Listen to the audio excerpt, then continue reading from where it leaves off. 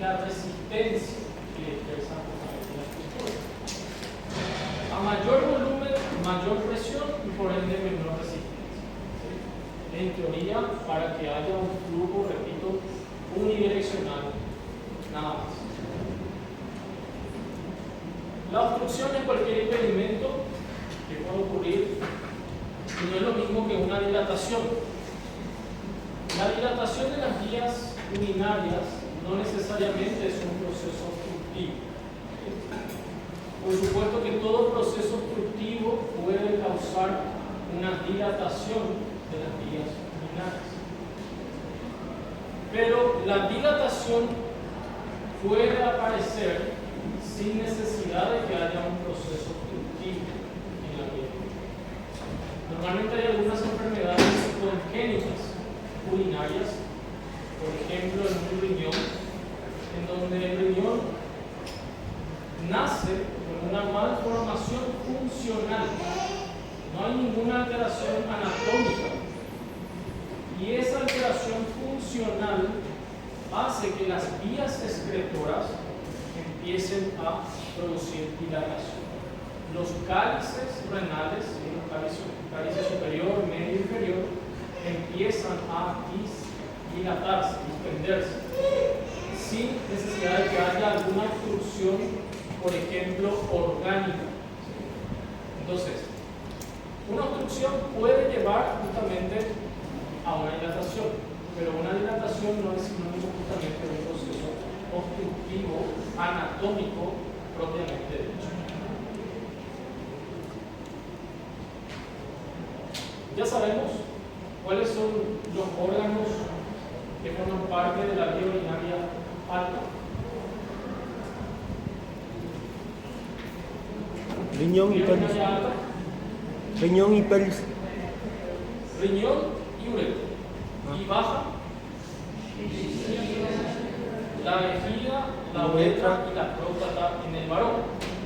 Podemos clasificar también a la uropatía obstructiva en aguda o crónica. Aguda, sabemos, proceso que básicamente tiene una alteración no menor básicamente a 3 semanas. Y crónica cuando ya el proceso es justamente mayor a 3 semanas. La alteración funcional. También podemos clasificarla como una uropatía obstructiva congénita, ¿verdad? O adquirida. La uropatía obstructiva alta, también llamada supravesical, tenemos principalmente dos enfermedades aquí como ejemplo. El más común, la litiasis. Una litiasis o un cálculo que esté impactado dentro de la vía urinaria. Y la estenosis pielo-ureteral. ¿Se acuerdan de las estrecheces fisiológicas del uréter? La primera estrechez fisiológica dijimos que ocurría a nivel de Pelvis. la unión pielo-ureteral. Sí. Esa es la primera estrechez fisiológica. Algunos pacientes, ¿verdad? Esta estrechez fisiológica lo tienen muy pronunciado. ¿Sí? Y cuando es muy cerrado, se forma una estenosis. Y la estenosis ya saben el nombre, ¿no? Entonces, a nivel de la unión pielo-ureteral, se produce una estenosis muy marcada. La estrechez fisiológica a nivel justamente de este punto se vuelve mucho más estrecha, hasta el punto de estenosarse. Y a eso le llamamos enfermedad de la unión pielo-ureteral. Enfermedad de la unión pielo-ureteral o enfermedad o una estenosis pielo-ureteral. ¿Sí? Este es el ejemplo claro. Esto es una radiografía básicamente contrastada.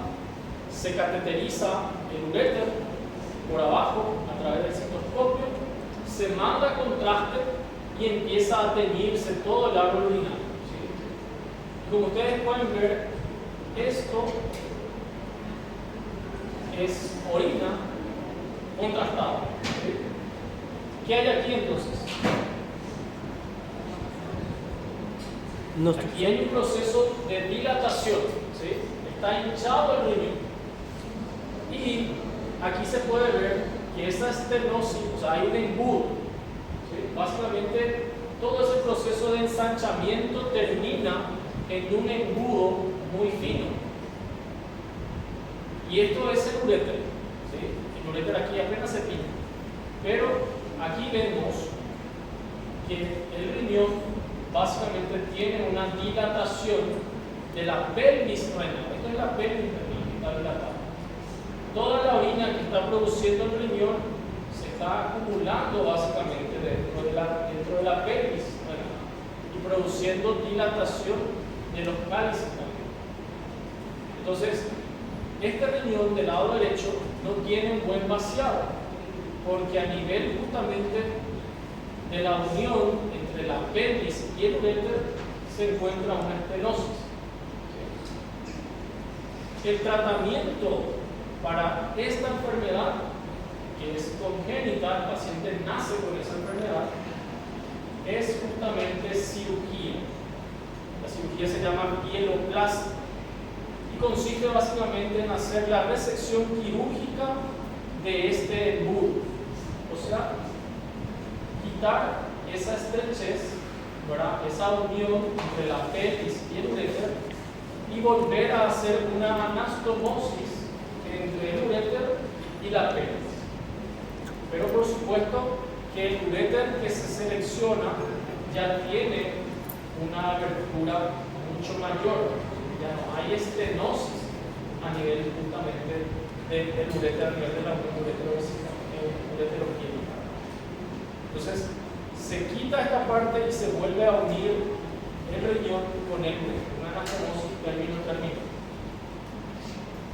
Y aquí vemos justamente, esta es una tomografía, la famosa UROTAC, tomografía de vías urinarias. Esto es un corte coronal, ¿sí? Un corte coronal. Estamos viendo esta estructura que es hígado. ¿Y esto? No, el estómago. ¿Y esto? Nuestro riñón del lado izquierdo y nuestro riñón del lado derecho. ¿Okay? Básicamente, aquí comienza el uréter del lado izquierdo y el uréter del lado derecho.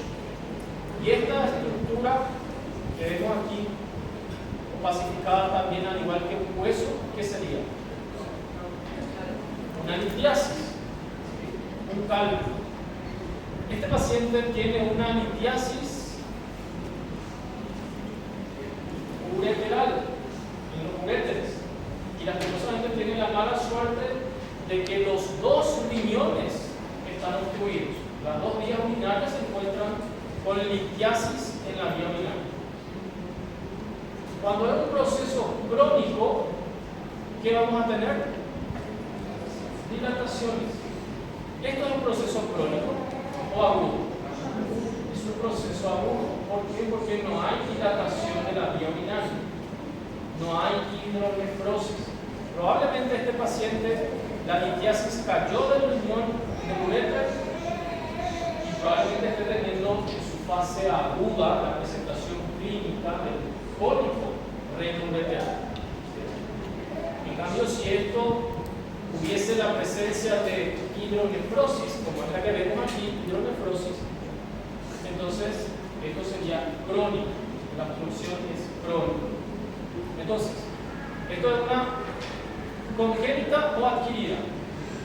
Es una obstrucción adquirida. ¿Esto es una obstrucción congénita o adquirida? Es una congénita. ¿Esto es agudo o crónico? Es crónico. ¿Y esto? Entonces, la mala suerte. Este paciente sí o sí está en falla renal. Las dos vías están obstruidas. Falla renal aguda. Y este paciente probablemente puede ser que tenga falla renal crónica o inclusive puede ser que no tenga insuficiencia renal. ¿Por qué no va a tener insuficiencia renal? Porque tiene el otro riñón. El otro riñón está sano, la otra vía urinaria está compensando el proceso patológico que tiene en este caso el vecino. Bueno, la uropatía obstructiva baja, llamada también infravesical, básicamente está dada por tres patologías principales: el HPV, ¿sí?, lo que llamamos hiperplasia prostática benigna, cáncer de próstata y la estenosis de uretra. Nosotros hoy vamos a hablar sobre la estenosis porque el HPV y el cáncer de próstata es un tema aparte, vamos a desarrollarlo después del examen parcial. Bueno, este estudio ya vimos. ¿Cómo se llamaba este estudio? Que básicamente era un estudio radiológico y con el cual mandamos contraste. ¿Qué estructura es esta? La uretra. Estamos mirando a la uretra. Lo que aquí ocurre es una placa radiológica en donde se le colocó a la uretra contraste y se empezaron a sacar placas radiológicas. ¿Cómo se llama esto? Uretrorotoscopía. Le llamamos uretrografía. Uretrografía. Uretro, porque la uretra es lo que nosotros estamos viendo con la placa radiológica. Entonces sería un estudio uretrografía que puede ser retrógrada o funcional, dependiendo si el paciente tenga o no talla vesical. Y como ustedes pueden ver, ¿no?, el diámetro se mantiene prácticamente uniforme hasta que aquí, ¿qué pasó aquí? Se estenosó, ¿verdad? Hay un proceso brusco de cerrarse la uretra y posteriormente continuar el contraste o la orina avanzando hacia la vejiga que está aquí arriba. Entonces, ¿qué hacemos? ¿Qué diagnóstico tiene este paciente? Una estenosis de la uretra. Y esta es la imagen de esto, pero ¿qué estudio es este? La uretrocistoscopía o la cistoscopía propiamente dicha. Cuando nosotros hacemos un estudio endoscópico, ¿verdad?, dependiendo de hasta dónde queremos llegar, vamos a usar el equipo endoscópico. Si queremos llegar hasta la vejiga, ¿qué equipo usamos? Cistoscopía, ¿verdad? El cistoscopio. Entonces vamos a observar con el cistoscopio la uretra y llegamos a observar la vejiga. Cuando hay un proceso de una estenosis uretral, nosotros vemos esto en la imagen endoscópica. Llegamos, ingresamos con el equipo y básicamente nos quedamos aquí enfrente observando esta imagen radiológica en una imagen endoscópica. Entonces, este es el orificio fungiforme. Por aquí está pasando la orina. O sea que esto que está aquí, el paciente está orinando dificultosamente, ¿verdad? Tiene una obstrucción infravesical, una uropatía obstructiva baja. Pero ¿cuál es la causa más común de una uropatía obstructiva baja? La uropatía obstructiva alta sí es una litiasis, pero la uropatía obstructiva baja, la hiperplasia prostática benigna, ¿sí? Dentro de estos tres, la causa más común de una uropatía obstructiva baja es el HPV, la hiperplasia. Todos los varones a partir de los 50 años va a haber el aumento fisiológico de la glándula prostática, así que vamos a tener problemas obstructivos sí o sí en alguna etapa de nuestra vejez. Bueno, patologías agudas, ya dijimos, ¿verdad? El cálculo, una litiasis impactada, como vimos en el ejemplo, la imagen, o lo que ocurre generalmente es lo que hacen nuestros colegas ginecólogos. En una cirugía ginecológica, normalmente en una histerectomía, lo que hacen los ginecólogos cuando tienen una complicación quirúrgica, principalmente sangrado, ellos empiezan a ligar, sutura y ligadura, tratando de, por supuesto, contener el sangrado. Y en ese proceso de ligar, cortar, suele ocurrir esto. Corta el uréter, liga el uréter, A veces, si tienes suerte, llega uno. O si no, llegan los dos de las 2 vías originales. Crónico, ya dijimos, la hiperplasia prostática benigna en el varón es un proceso fisiológico que a partir de los 50 años empezará a crecer. Y ya vimos también que la enfermedad de la unión pielo-ureteral es un proceso también crónico. Normalmente los pacientes, repito, nacen con esa patología, con esa estrechez, ¿verdad? Pronunciada de la estenosis, o sea, en este caso de la unión pielo-ureteral.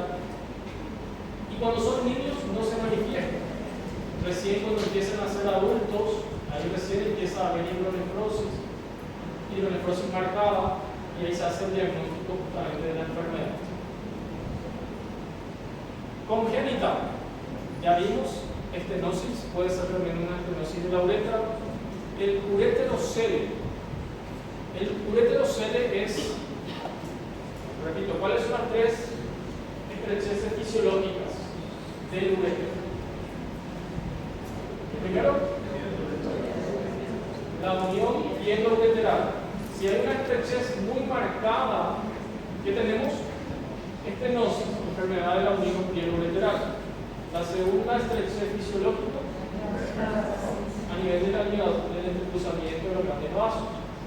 Y la tercera, y más importante, estrechez fisiológica, a nivel de la unión uretero-vesical. La misma cosa aquí. Cuando hay una marcada estrechez de la unión entre el uréter y la vejiga, ocurre el ureterocele. Nosotros entramos con el citoscopio, observamos, encontramos el trígono vesical. ¿Se acuerdan del trígono vesical? ¿Qué estructuras formaban parte del trígono vesical? Las embocaduras de los uréteres. Encontramos que formaban parte del cuello de la vejiga y la desembocadura de ambos uréteres. Le llamamos meato ureteral. ¿Qué pasa? Entramos y observamos que uno de los meatos, en este caso, se encuentra muy cerrado. Prácticamente así como vieron en la imagen multiforme de la estrechez uretral, también así el meato de la uretra se encuentra muy cerrado, muy cerrado. Y eso hace que la orina nuevamente no ingrese correctamente a la vejiga. Y cuando ocurre esos procesos también, cuando la estrechez es allá abajo, a nivel de la unión, repito, vésico-uretral, tenemos entonces la enfermedad del ureterocele. Estenosis pielo-ureteral ya sabemos. La estenosis pielo-ureteral es arriba y abajo no tenemos una estenosis, no le llamamos una estenosis vésico-ureteral, sino le llamamos ureterocele. La uropatía adquirida, ¿verdad?, sería primaria propiamente del órgano, del aparato, hiperplasia prostática, litiasis, cáncer de próstata, cáncer de vejiga, y las secundarias, a compresiones extrínsecas, a consecuencia de estas compresiones extrínsecas sobre el aparato urinario, vamos a tener procesos obstructivos, cáncer del cuello uterino. Las mujeres con cáncer de cuello uterino, generalmente en estadio avanzado, compromete lo que sería el piso vesical, y en el piso vesical se encuentra el trígono, y sabemos que el trígono está de la desembocadura de los uretres. Entonces, cuando hay un cáncer de cuello uterino muy avanzado, ya se encuentra tomada la vejiga, entonces el cáncer obstruye la salida de los, o sea, en este caso la salida urinaria, taponando justamente los uretres. Compresión también ureteral por metástasis y el embarazo. El embarazo prácticamente también, a veces la posición, vamos a decir, muchas veces las embarazadas, el bebé toma una posición, ¿verdad?, se pone más hacia la derecha o está más tiempo hacia la derecha. Entonces, cuando el bebé se encuentra en una posición, vamos a decir, un poco más seleccionada, entonces por compresión extrínseca sobre nuestro uréter, lo aplasta, entonces no hay un buen vaciado. Y la la mamá, ¿verdad?, puede tener hidronefrosis secundaria justamente a que la posición del bebé está siempre hacia la derecha, entonces obstruye porque el bebé comprime al bebé. ¿Sí? ¿Qué se recomienda siempre?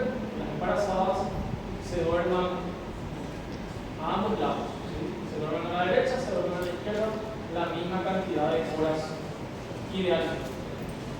Movilización o lateralización también es. Bueno, donde quiera que esté obstruido el tracto urinario, la obstrucción, por supuesto, debe de resolverse. ¿Para qué? Para impedir que la función tanto del riñón como de la vejiga se deteriore. Bueno, vamos a hablar ahora aquí de las patologías obstructivas urinarias altas.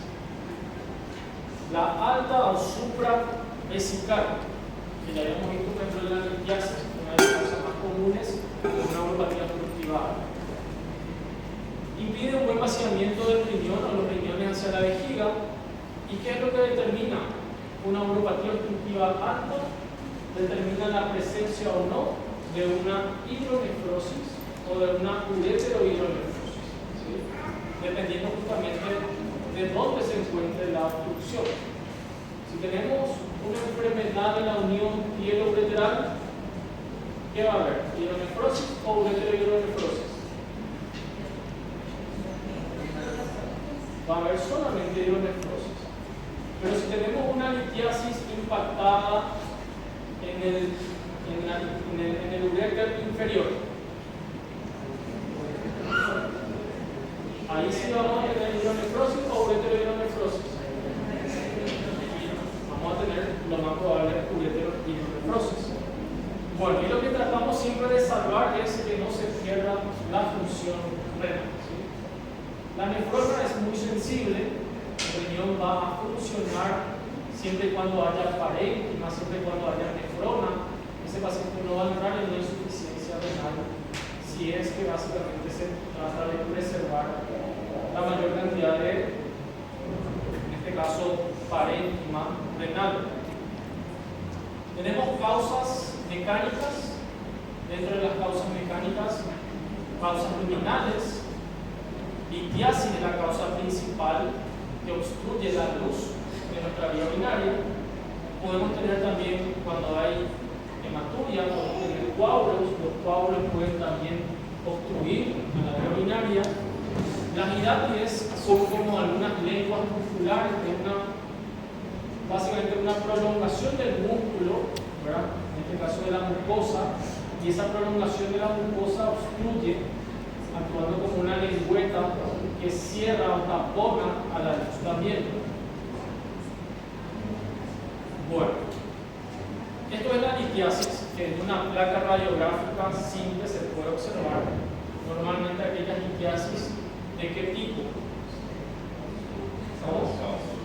Las que son justamente oxalato de calcio, ¿verdad? Las que son oxalato de calcio son las que pueden observarse por radiología simple, normalmente la más frecuente. Tomografía, nuevamente, pero la tomografía aquí ya en un corte axial. ¿Sí? Esto es parénquima renal. Parénquima renal, parénquima renal. Este riñón o esta imagen es el mismo paciente. ¿Sí? Es el mismo paciente. Esto, por supuesto, es la vértebra, ¿verdad? La columna vertebral. Esta imagen es un corte más arriba y la que está aquí es una imagen en un corte más abajo, para evidenciar que este paciente tiene hidronefrosis, y aquí también el uréter está dilatado. Entonces, este paciente tiene hidronefrosis o ureterohidronefrosis. Tiene ureterohidronefrosis. ¿Por qué? Repito nuevamente, esto sería parénquima renal, esto es parénquima renal. Entonces, vamos a comparar los dos riñones. Al mirar los dos riñones, ¿sí? Básicamente esta es la imagen de una hidronefrosis. El cambio de densidad que se ve en la tomografía, básicamente es agua, líquido. ¿Sí? Esto es líquido. Entonces, este líquido tiene este riñón, el riñón del lado derecho. No hay esta imagen, este cambio de densidad, repito, no hay aquí en este riñón. O sea, este riñón del lado derecho por lo menos no tiene obstrucción, no tiene hidronefrosis. Este mismo paciente, pero repito, en cortes diferentes. Este es un corte más arriba, este es un corte más abajo, del mismo riñón. Y lo que nos da aquí a entender es que la imagen también muestra que el uréter se encuentra dilatado. Entonces, ¿dónde estaría la obstrucción?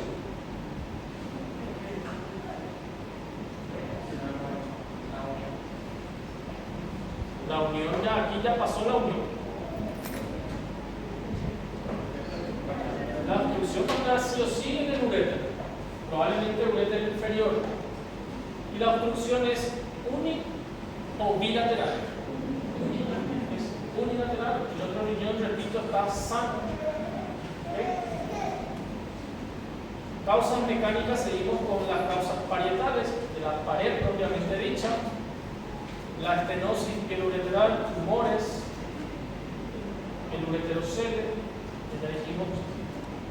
La estenosis por enfermedad de la unión pieloureteral y la estenosis de la unión